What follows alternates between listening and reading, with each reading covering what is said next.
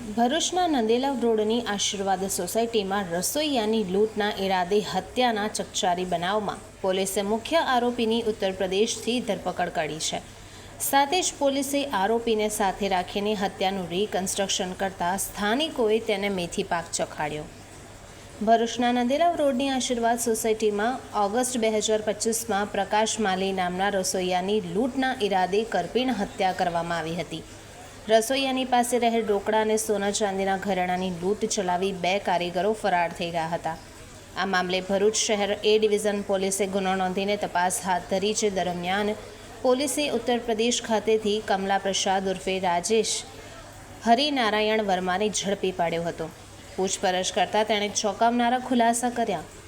આરોપી કમલા પ્રસાદ અને અન્ય કારીગર છોટકઉ ઉર્ફે નફીસ ઉર્ફે સલીમ સદલુએ પ્રકાશ માલીને ચામાં ઘેનની ગોળી આપીને બેભાન કરીને રસ્સી વડે બાંધીને હત્યા કરી હોવાની કબૂલાત કરી।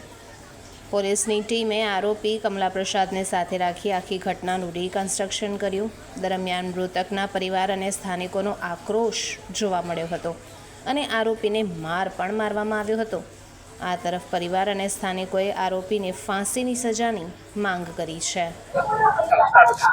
મારું નામ માલી દુર્ગા પ્રકાશભાઈ છે।